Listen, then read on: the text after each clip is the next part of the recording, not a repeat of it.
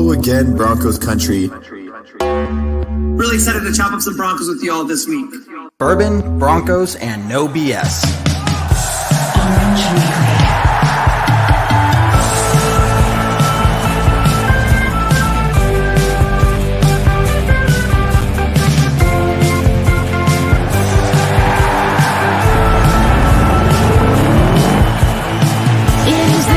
Favorite time of the week, but not for the Raiders, Chargers, or Chiefs.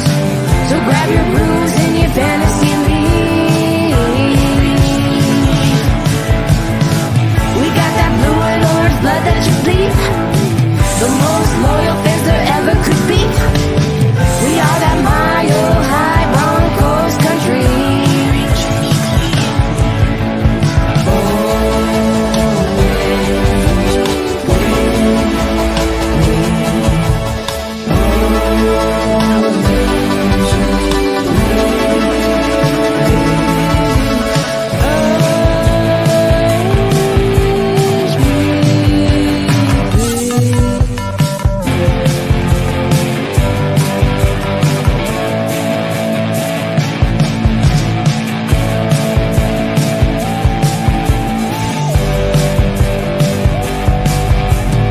Orange Weekly, fans, brews, and Broncos news.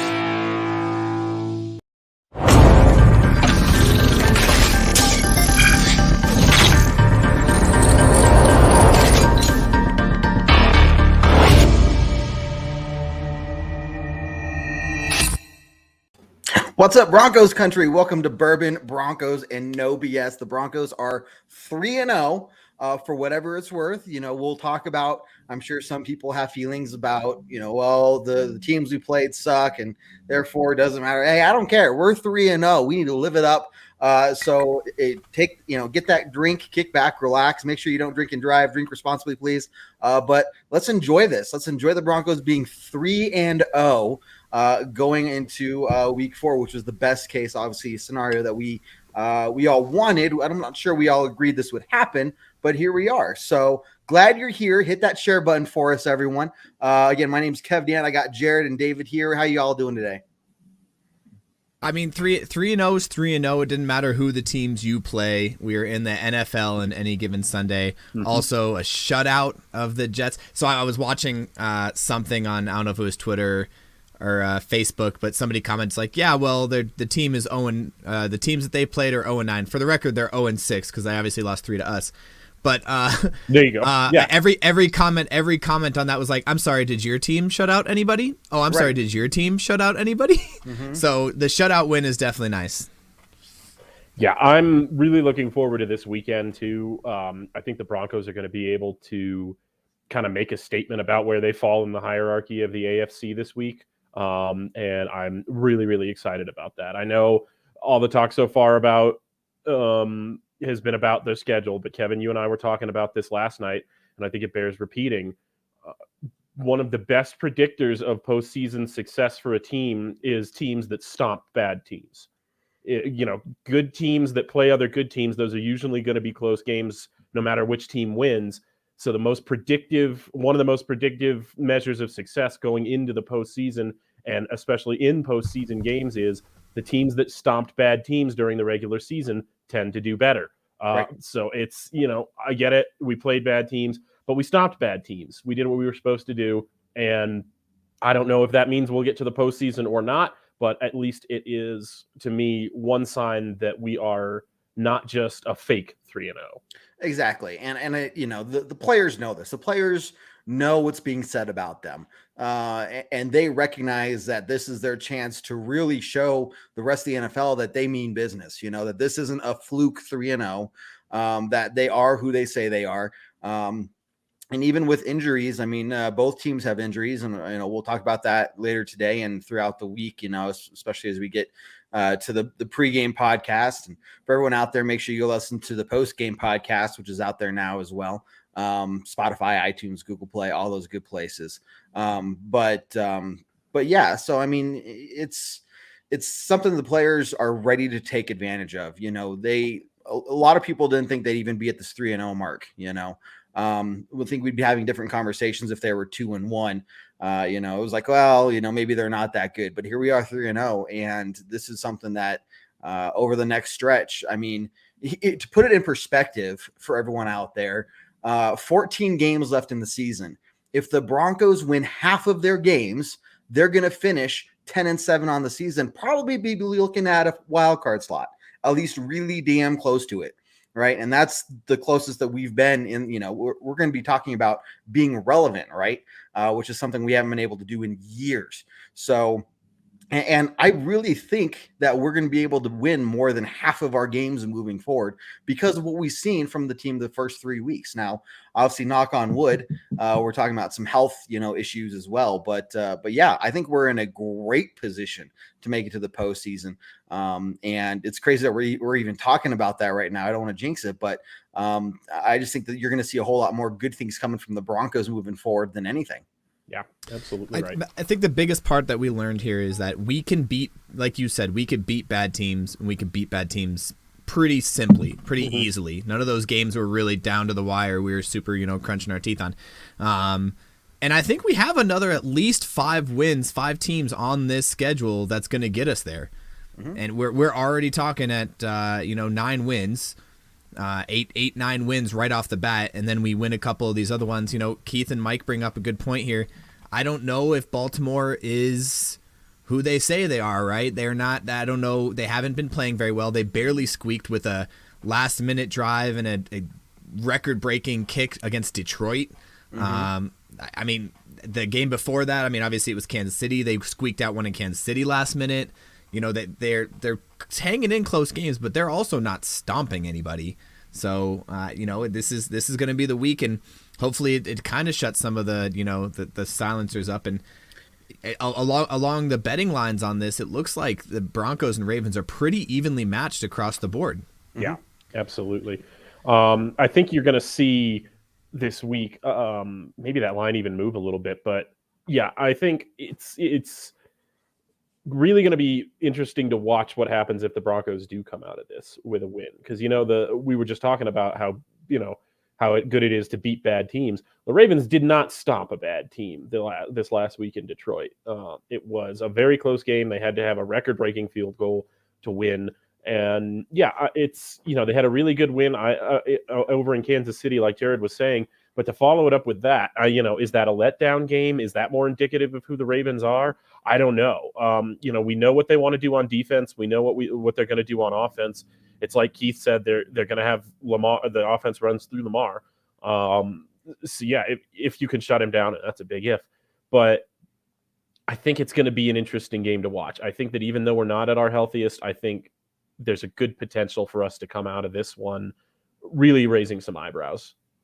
So let's reverse this just a little bit, because everyone is talking about how good the Ravens are, right? And we just saw what they, you know, how bad they flopped basically in Detroit. Let's say that the Broncos had played Detroit with the same outcome, and Baltimore had played the Jets or something.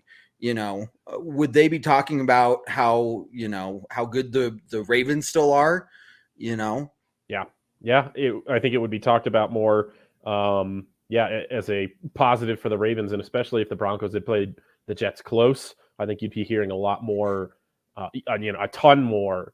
The Broncos are fake. It's not a real sustainable thing, et cetera, et cetera.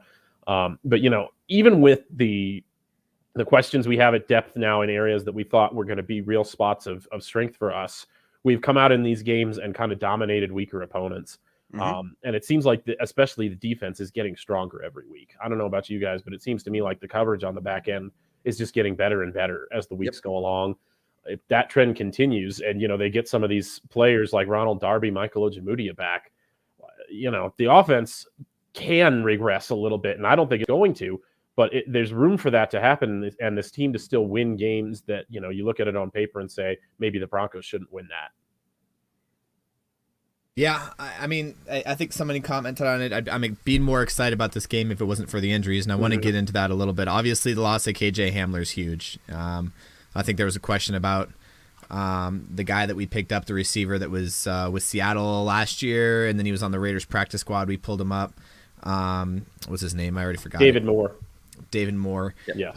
That's not even the least of my worries. We still have our starting two receivers in my eyes.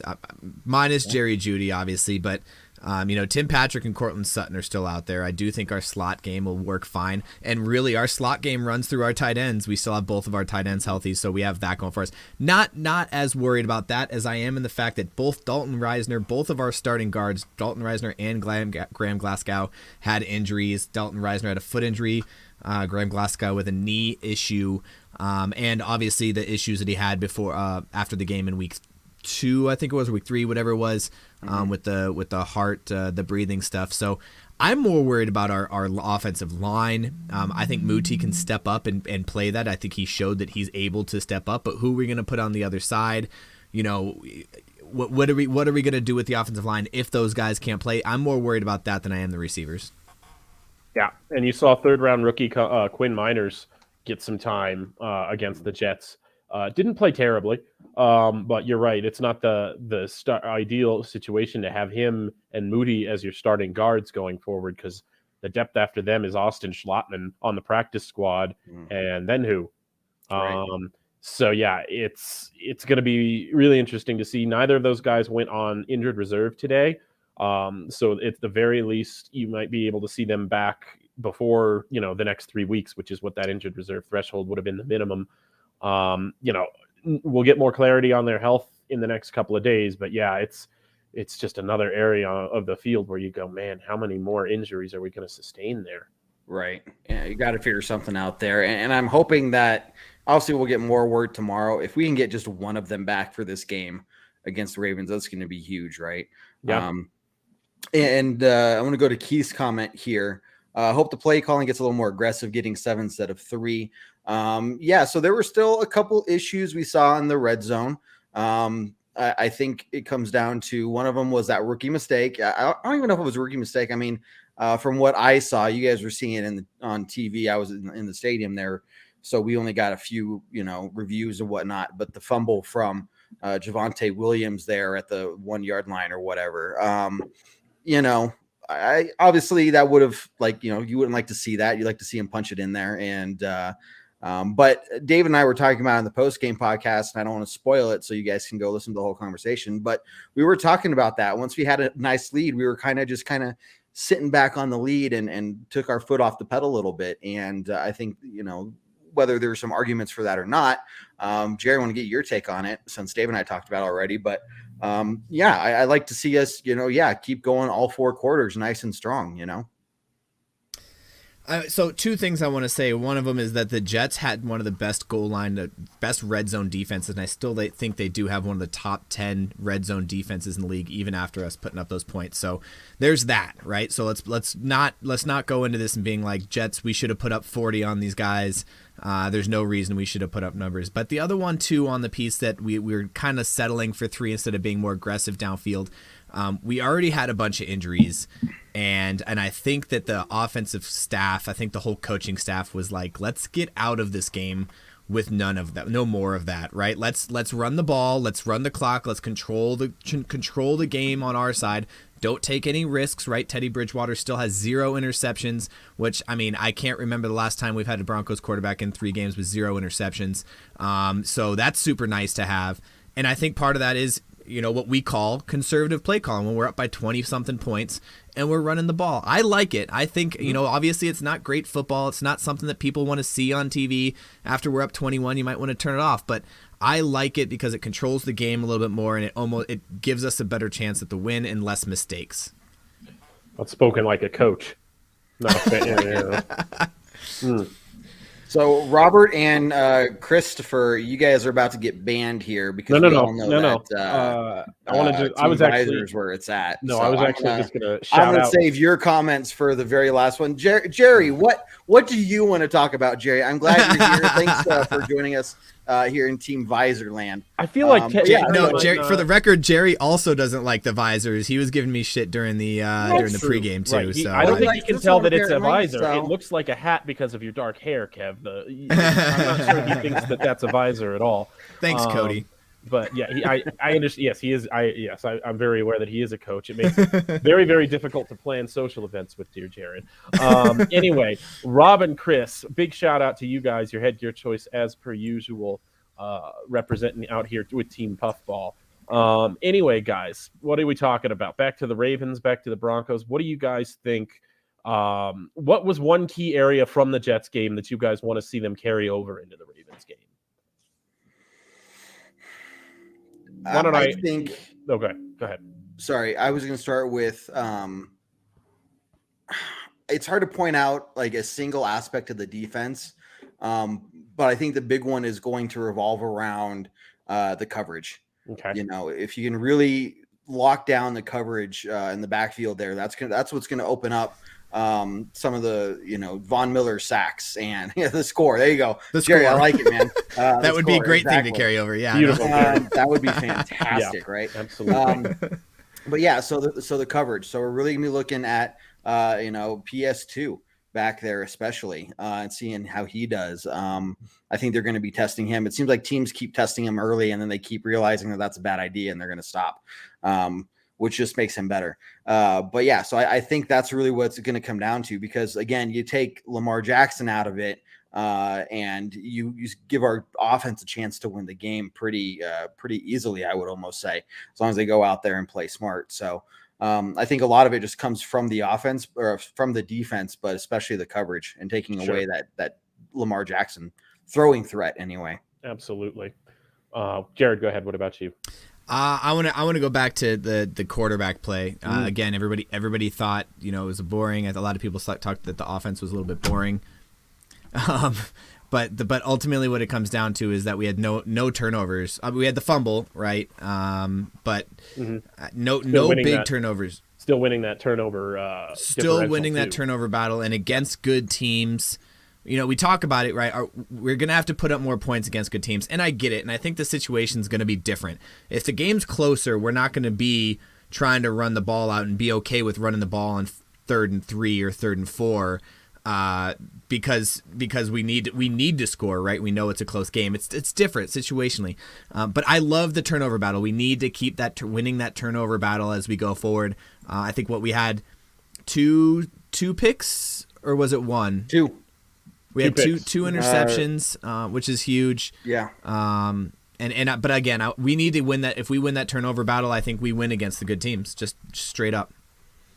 Yeah, absolutely right. Do you guys think that with the wide receiver core the way it is, do you think David Moore coming in really adds anything? Do you think he just represents an upgrade over Deontay Spencer as far as that slot receiver goes? He's got 13 total touchdowns in his career. That's one thing at the very least. I know, we may not have heard of him very much, but in Seattle, he really was able to do some pretty nice things at that Z receiver spot with Russell Wilson. So do you think it's an added bonus? Jared, I know you're a big Deontay Spencer fan. So. I want to ask, I know all of our fans are, they've bought into this mentality that Deontay Spencer is a punt returner, kick returner only. I want you to tell me what makes you think that he can't be a slot receiver. What has he shown anything to you? Has he done anything that you're like, nah, he's not a good slot receiver in the NFL? No, I guess it's just more that there's just a lack of highlight production there, and that's right. There's no big highlight film on it, but we haven't seen him in action. That's why he went out there instead of Kendall Hinton when Hamler went out.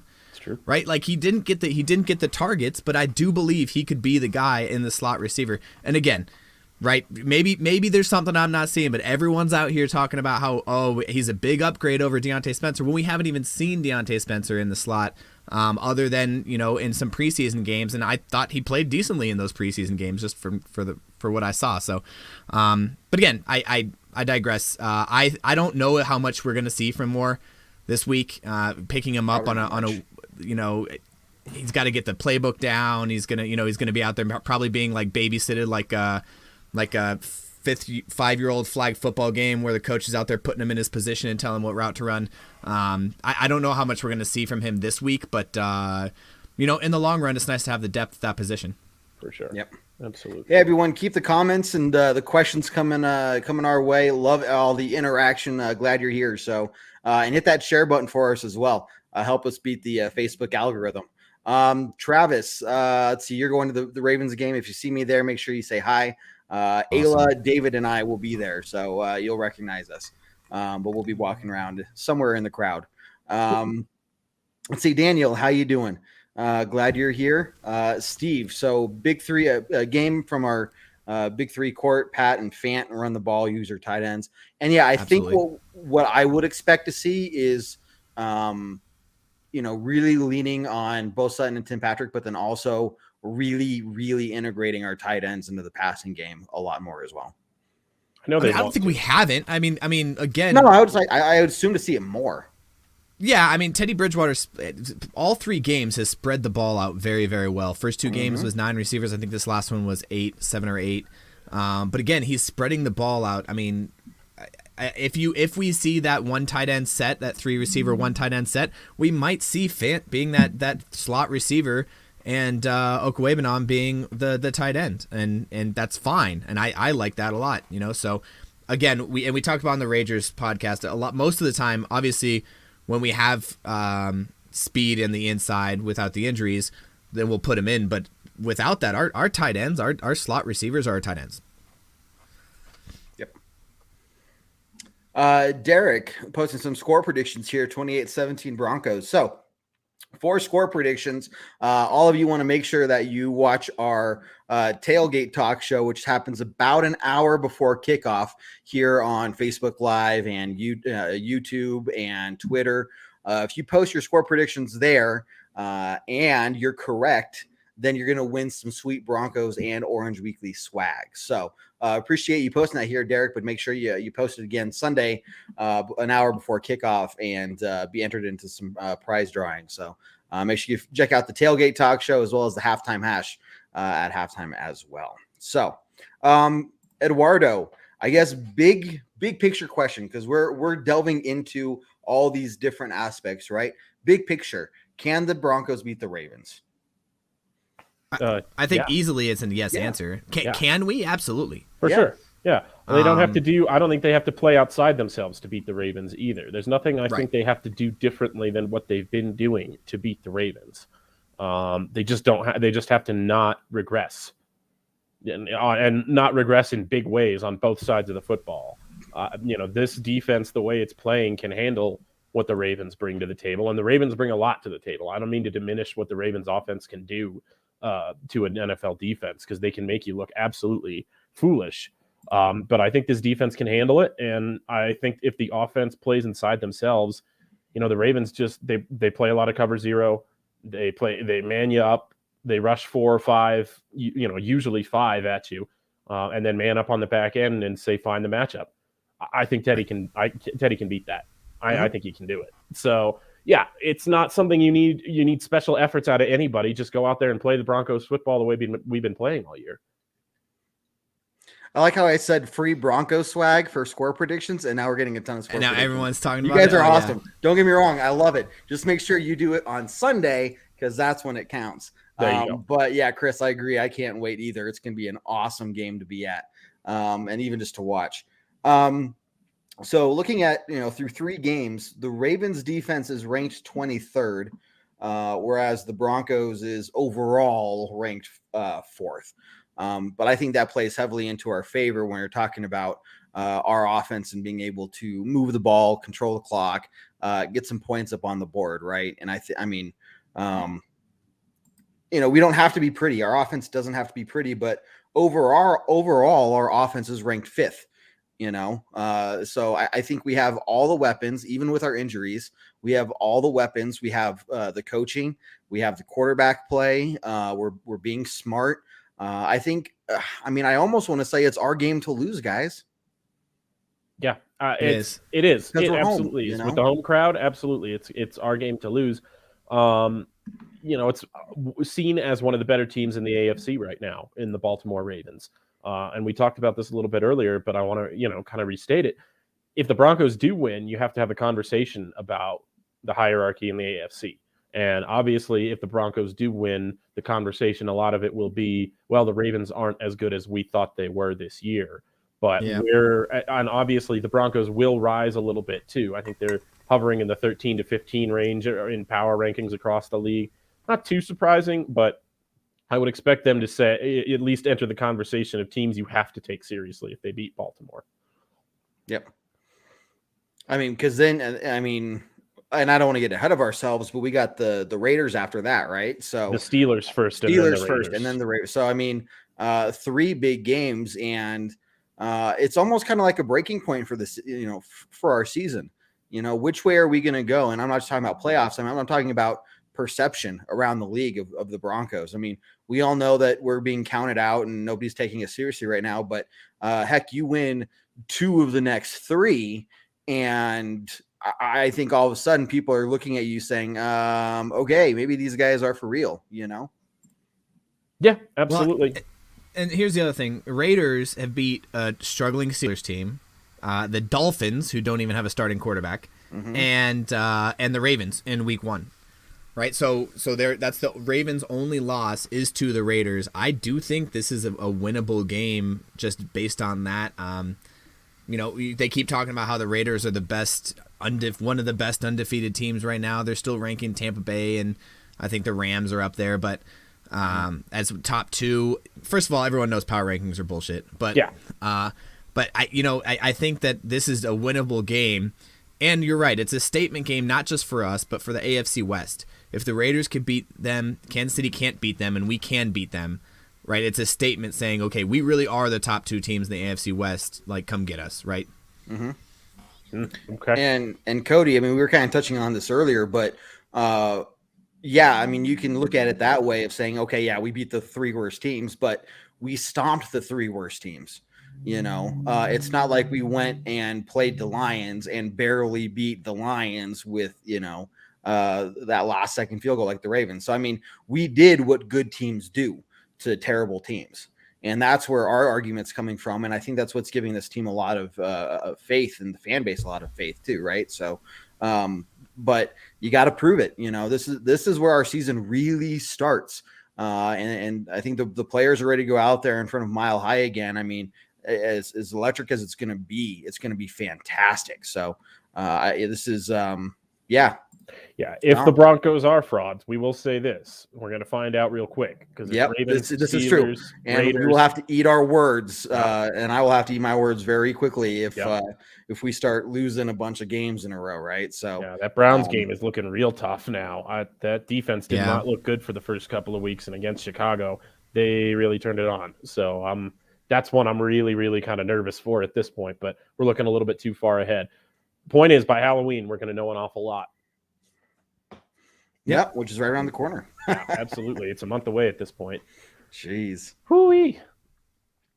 Okay, let's see what else. Let's see, Travis says it's great to see Mahomes eat his words. He actually dropped. They were going 20-0. Like, yeah, right. He's chasing the 20-0 record. Well, that didn't happen. The Raiders barely beating the Dolphins in overtime with the backup quarterback. Dude, I've been knocking on wood like crazy. Like, well, we're 3-0. All these conversations. That's all. We're 3-0. Honestly, keep doing it.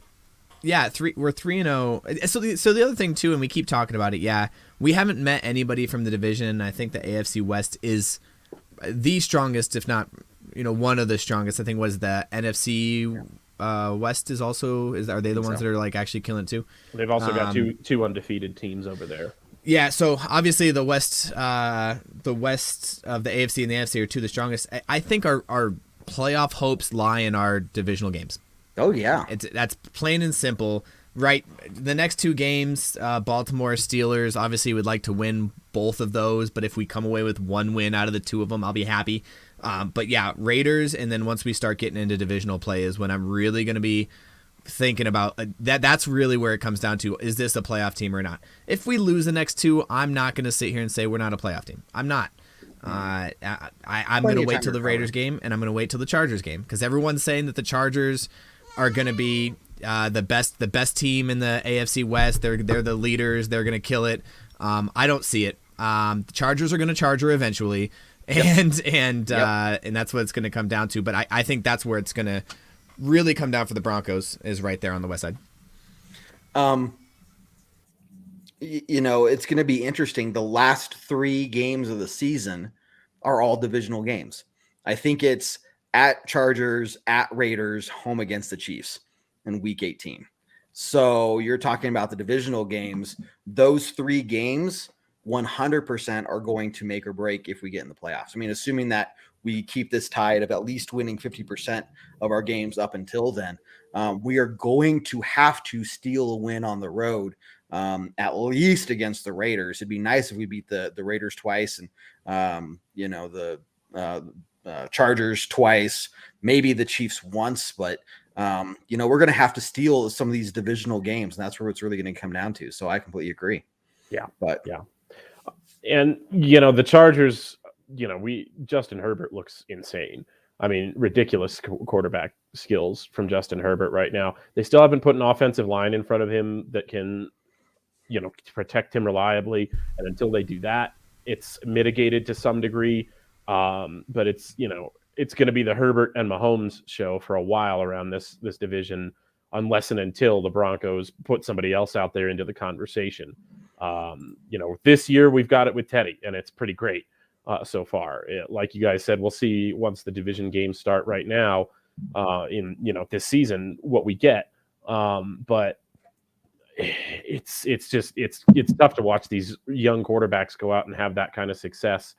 You just you live for the moment. You live for right now, and you say this year the Broncos have a squad that can compete with them on both sides of the ball. So let's go get it. Keith, yes, it has been a long 5 years since we beat the Chiefs. So that needs to happen. 6? Oh God. Basically since we started Orange Weekly, and that's all I'm going to say. Jerry, going to need you to work on that, man. Start really exposing her to some blue and orange combinations and turning her over to the good side, but could be worse. At least she's not a Raiders fan. Yeah, that Chargers uniform is a pretty tough one to lure kids away from. I understand. That's flashy. You and your baby blue. I'm telling you, but it's not just the baby blue. They have like 8 good uniforms now. Like the dark blue works, and the light blue works, and the white works, and it's all working, Jared. I'm taking fashion into the jersey experience, Listen, I'm just saying those are some sharp unis. Okay. Okay. Hey, one question I saw earlier, and I think it's interesting to start. The Chargers have sexy jerseys. Okay. I mean, Broncos are better, but I'm jaded. So, but one question I saw earlier in the week, there was a lot of talk going into this season about, if the Broncos don't win in September, how hot Vic Fangio's, seat is. Where are we at now with that? Now that we've won all 3 games in September, best case possible, right? What is the feeling there now? I mean, I know it's still early in the season, but have there been any updates to how you all feel about where he's at? I mean, if you go undefeated preseason and regular season, I know preseason count, but we go undefeated since his seat got hot, and I mean the seat's cooling down rapidly. I don't see him even getting fired halfway through the season anymore. I think if we would have lost 1 or 2 of these last 3 games, then I still see him mid-season. But he's got it for the rest of the season. This is Vic Fangio's team for the rest of the season, and I wholeheartedly believe that. Yep. Yeah, absolutely. I mean, we've gone from he's on the hot seat to at least talk to me at Thanksgiving and see where we're at then. But barring a total collapse, not even due to injuries, like. That's the only thing right now that would really give me any pause about Vic Fangio's job. George Paton likes him, and it's what we've been talking about all offseason with George Paton. He looked at the way the roster is constructed now, and he said, I'm going to load up and give Vic Fangio the best chance to win this year because I'd like to keep this defensive mind around. And if he can't win this year with the roster upgrades that I've given him, then it'll be time to move on. But so far, he's winning this year. So, we'll see. It's early yet, but I think they're going to go out there in these next few games and play really well. So I don't think that there's really any chance of him getting fired or having any kind of hot seat talk again, Thanksgiving at the earliest if this team is falling apart.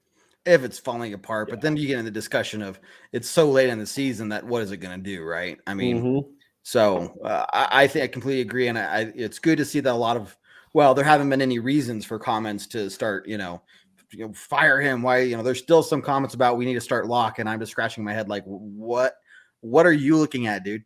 But again, I mean, it's early in the season, but it's good to see where that this team has done everything that they are supposed to do, and that's promising, right? Yeah, absolutely. Now, before I get to my next question, for those of you watching, again, I'm really glad you're here. The Orange Weekly Bourbon Broncos No BS show. Again, we do this every Tuesday night, 7 p.m. Mountain Time. Make sure you check out our pregame show, our postgame show, or podcast. I'm sorry, pregame podcast, postgame podcast, and the Ragers podcast as well. If you're into sports betting, even if you're not interested in actually making bets, if you want to hear kind of a pregame feel based off of what Vegas is thinking, Ray does a great job breaking down what bets he's taking and why, and what bets he's not taking and why. It's not just we bet on the Broncos every week, right? So make sure you check out the Ragers podcast. It's part of Orange Weekly. The tailgate talk about 1 hour before kickoff, and the halftime hash as well. And then Monday night Orange Weekly After Dark around 9 p.m. or after Monday Night Football. You check that out as well. Now, for those of you watching, got to ask you a question. This is directed specifically to all of you. Have you hit that like button yet? Have you hit the share button yet? If you haven't, please do that, because that would help us out a ton as we try to beat the Facebook algorithm and whatnot. So let your friends know, hit that share button and whatnot. Okay, one thing that needs to be brought up, because you can't avoid it every week now: special teams. Why? Because it's absolutely ridiculous, man. There's nothing else to say. I've got nothing else to say. My anger has been vented. My frustration has boiled over, and now I'm just sad. We started finally letting McManus kick it out of the back of the end zone. Right. So he found something better, right? We let the Jets basically block a punt that 99 out of 100 times would have been blocked by any other team. Yeah. It's beyond. I mean, if you're talking about something that could make or break a playoff berth for us, being one game that we should have won, but we lost because of a special teams blunder. I mean, can you imagine my outrage alone? I'm going to be.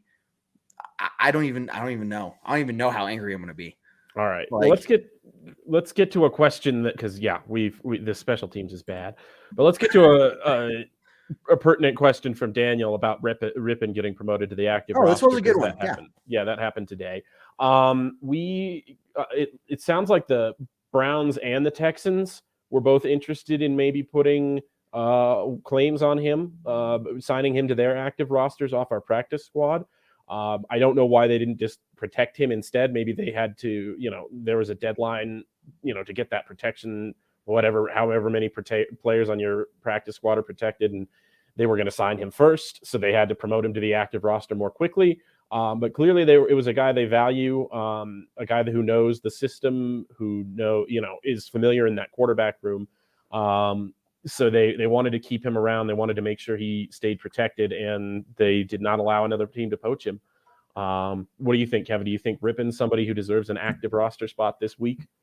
Yeah, I mean, we've how do I phrase this? He is a very solid third string emergency quarterback option. Yeah. So for us to lose him, I mean, you're thinking about worst case possible, right? But we saw worst case possible last year. And I think it also, and it speaks to that, especially the backup quarterback situation in the league in general right now. It's just, I heard a little chatter on Twitter earlier about trading Drew Lock away for a wide receiver. Don't even touch this quarterback room right now, honestly. Like, I want as many capable players there as we can get, because frankly, there's just not that many guys around the league outside of these first stringers. We talk about how much talent there is in starting quarterback positions around the league now, but these backup positions are just not good. And the Broncos, I think, have one of the better situations in the league as it stands. You've got to keep that stability. Yeah, ultimately it comes down to we got to hold on to We got to hold on to Ripon, mostly because we can get capital off of him if he's on our active roster, and we can't if he's not. Right? True. If somebody really wants him and they're coming after him, we sign him to the active roster, which is as quick as signing, a click of a button, and then ask for, hey, what are you going to give us for him, as opposed to just someone pulling him off of the practice squad. So I wouldn't be surprised to see him move here in the next couple weeks, honestly.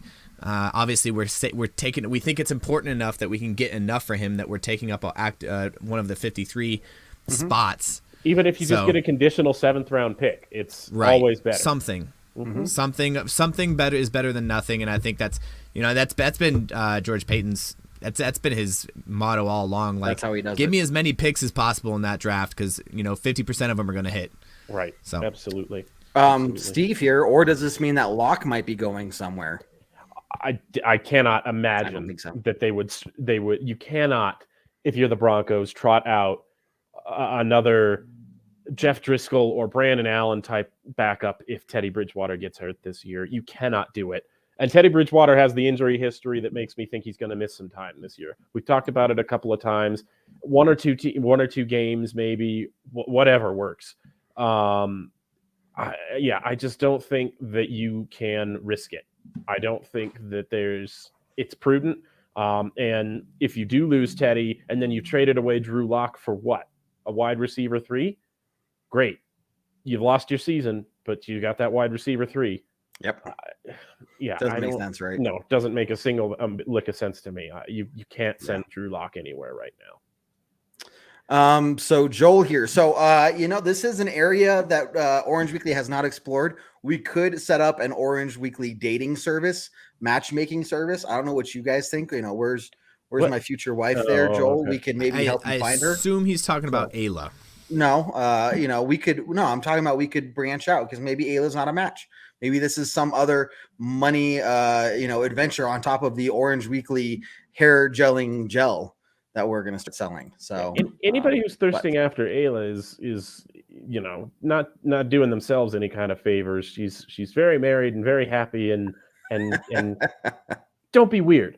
Don't be weird. Now that being said, we could maybe start up a Broncos fan meeting. I don't know. I'm moving on. Okay. So you want hair gel and a dating site. I feel like we're all over the place right now. Okay. Listen, I think the two could go hand in hand. Something's going to stick. We could have a whole series of products that go along with the dating website. A whole series of yes, an app, if you will. Orange Weekly. I don't know. We're workshopping the name. Travis, hit me up. Send me a message on Twitter or Facebook or something. And I'll tell you kind of what I do. He's keeping bottom line close. is get there early.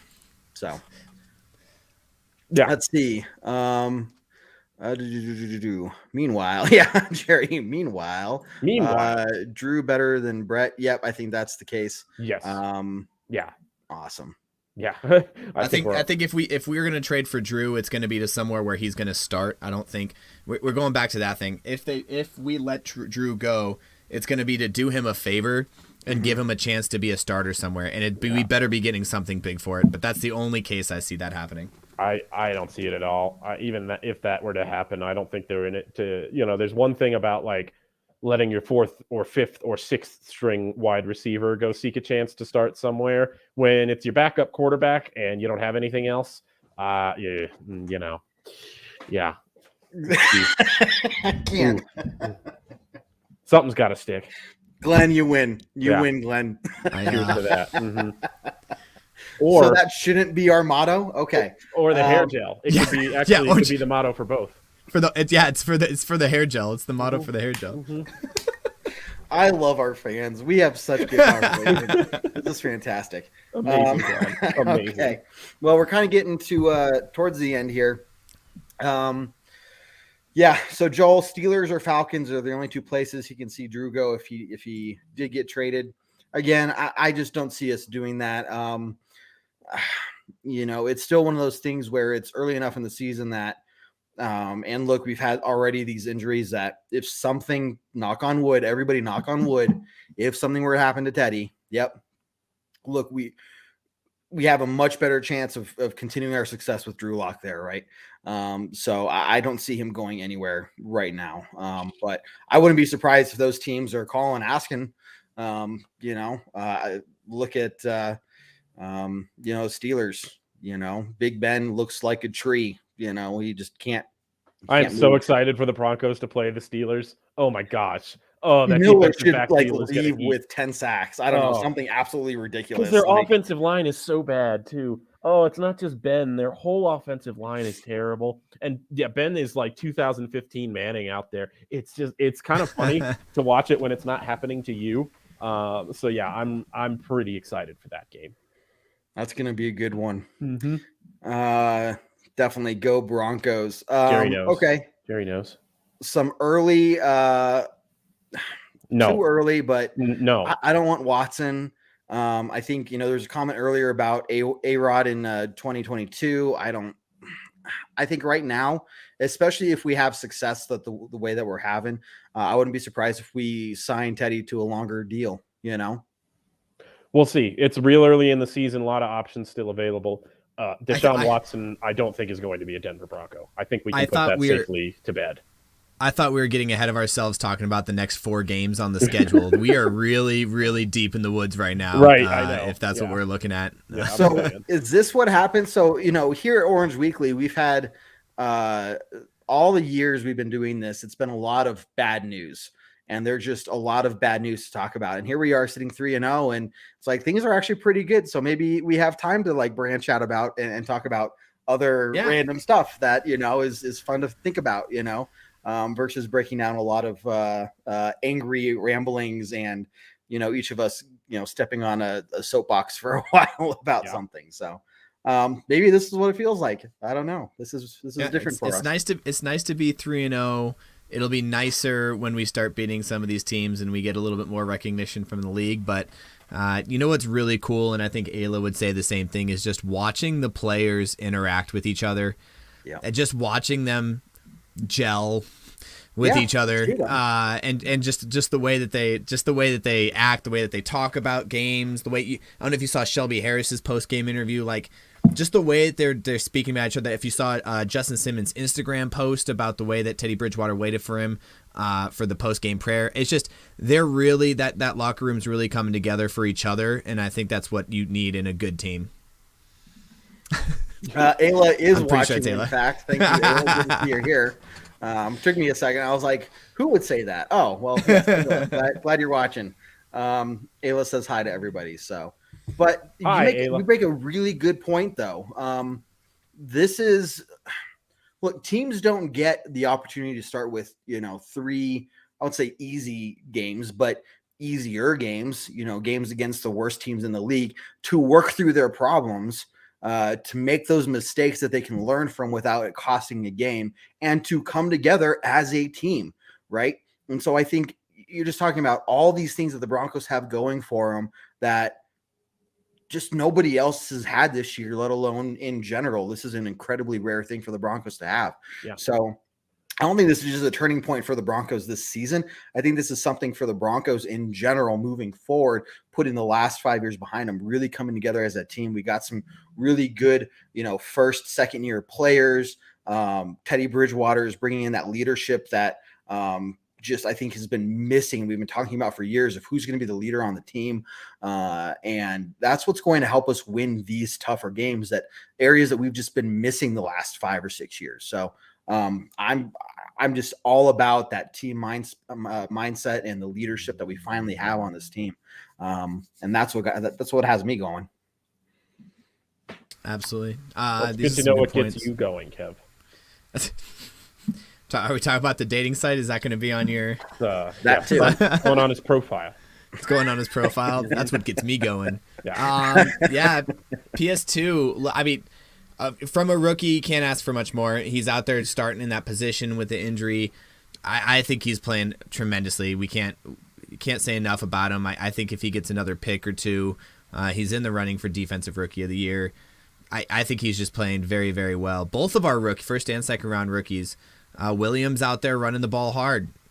He got his first score. Oh, by the way, Kevin, I wanted to mention this. So in the post-game podcast last week, you were talking crap about how the pregame podcast, David and myself, I was offering constructive criticism. Easy job of predicting what's going to happen in the game, and then threw Right. your own prediction out there, which didn't happen. Right. And what happened? But Nothing. then me and David on the pregame podcast said expect Jamal Williams to get his first touchdown, and that did happen. Okay. Yeah. How hard is it? How hard is it I'm to going to predict predict games? that the Broncos get an opening drive touchdown this week. So there you go. You can't There's just keep doing that every week until it happens. Eventually, I'll be right. You can do the same thing with Williams. Eventually, I'll get right. See. Eventually, it'll stick. Maybe. Well, let's see, but when we we're only at said the it once, game- and then it happened. Maybe when we're at the game together, I'll do something really mean to Kevin, like spill his hot David, dog on him or that something. ticket is still up in the air. I That's haven't. true. No, Put Dijon no. mustard on his hot dog. Yeah, it's gonna get Dijon mustard. How about that, Kev? How about that? Yeah, it's basically gonna be ruined. Ooh. Just kidding. Oh, no, we man. got some good back and forth. I'll buy you a beer, but it's gonna be an IPA. How about that? I mean, it's a beer, so Yeah, it's what? I'm not upset. Now, if you're like, I'm going to get you a drink, but it's going to be a seltzer, then I'll be like, Oh, see, That's actually, low. then I would get to drink it because it's a seltzer, man. Don't hit on seltzers. Right. They're great in the summertime. Right. Afternoon Nice and game with the sun refreshing. hitting on you, it feels great. It's gonna be nice. It'd be real Yeah. nice. All right, Caden Stern. So Caden Stern got a lot more playing time than I was expecting. yeah, he did. I'm not gonna lie. Well, he He's got getting a one lot of more. those interceptions, didn't he? He did. He was he did. off the receiver's hands, but yeah, he was in the right place at the right time and really had a really nice return on that. Absolutely, yeah. I think that ended up being obviously a very good play. And when I saw it was him, I was kind of surprised to see him out there. Really, were we in a dime package? Is that why he was out there, or was it just kind of a rotational thing? I didn't look into it that deep. So Right. I'm not entirely sure myself, to be honest with you. Interesting. Yeah, I think he's playing well. I think he's our rookies right now. You know, Quinn Minor's coming in there playing pretty decent. Our rookies this year so far have gotten significant playing time, and they're playing very well from what we could see between all these. I mean, Caden Stern gets his first interception. Patrick Surtain had lockdown coverage. Javonte Williams getting a touchdown. Quinn Minor's coming in playing decent. Like, all these guys are just absolutely killing it, and I'm just happy to see a young core of a team to come in and play the way that they did. Yeah. Big ups to George Payton's first draft class. Yeah. Yeah, I think that says a lot. And man, I just keep going back to us trading up to get Javonte Williams. And I mean, if those are the kind of moves and that he's going to make, and this is how we're going to, grade prospects and just draft in general. I mean, for the first time, I'm looking at this team saying, do I think we're going to win the Super Bowl this year? No. But I mean, are we on a solid path finally where I could see a future? Like, I see a foundation being built right now. Yeah. This is the first time since Peyton Manning's been here where I can look at this team and say there are a lot of really good long-term things going on for this team. And man, it's just going to be, I mean, can you just imagine what would be happening right now if we were fully healthy too? Yeah. It'd be crazy. So Yeah, 100%. And we hopefully may start seeing guys come back in the next couple of weeks. I think we will. Bosby's coming back soon. Jerry Judy's going to come back soon. Not Bosby. Darby Darby. Darby. Sorry, Yeah. thank you. Darby's coming back soon. Bosby and Hamilton playing on the same not Broncos team together this season. So just Hamilton both will be guys. back. That was the drink talking. Okay. Uh-huh. Yeah. Okay. Darby is Hamilton's coming back coming soon. back. Jerry Judy's coming back soon. You know what I meant. I do. Yeah. We are getting some of these players back. And we're just going to keep improving every week. Look, we're going to have a loss eventually, but I think the players are going to learn from that, and it's not going to be detrimental. I don't think you're going to see us lose, 3, 4, 5 games in a row, anything crazy like that.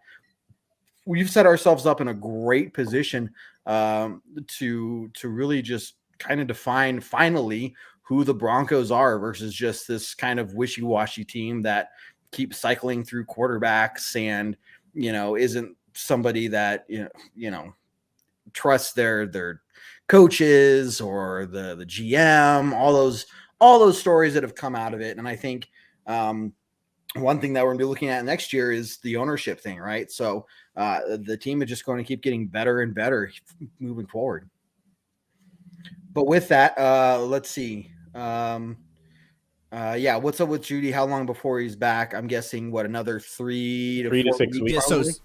Yeah, probably? I think it was like 4 weeks. I think we're going to see him mid-season here. Yeah, probably around then. Let's see. With all the plus going on, will always be a negative. There you go, Chris. I like it. Yeah, that's where we're at. And then Chris, thanks for the heads up. Simmons was just on the sideline. It wasn't like a nickel or dime package. So thanks for that follow up. Yep. Yeah, and week 8 for Judy is the hope. Yeah, so there we are. All right, let's so last thoughts here. As we go around, I'll start. My thought process here is let's hope for a big game against the Ravens, but also let's not freak out if it doesn't go our way. There's a long season ahead of us. I do think we have a really good shot at beating the Ravens.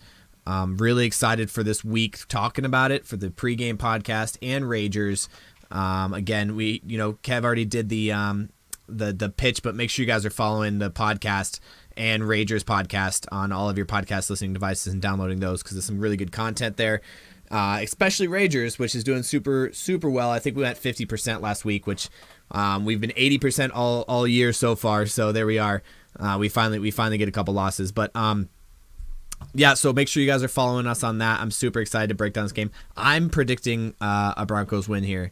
I do think the Broncos can pull this out the way that they are just as injured as we are. A little bit worried about the inside linebacker spot, which we didn't talk about too much on this show.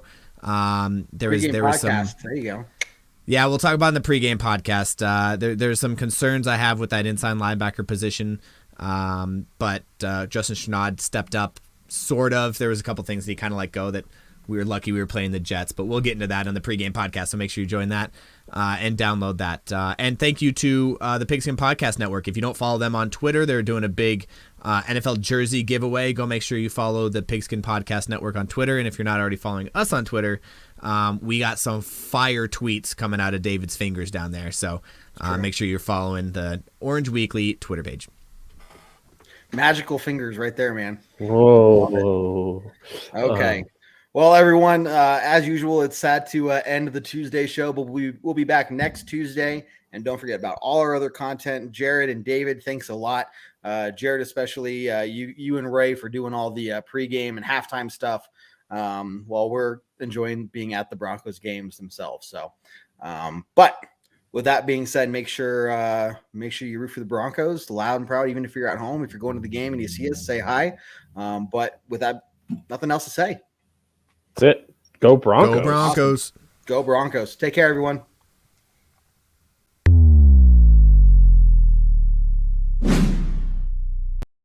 Do what I like. Yeah, I do what I like. Yeah, I do what I like. Sipping goose, if it's right. And I go with the flow. Yeah, I go with the flow. Yeah, I go with the flow. Cause I know I'm the show. In the zone, here I go. In the zone, here I go. In the zone, here I go. Yeah, they know I'm a pro.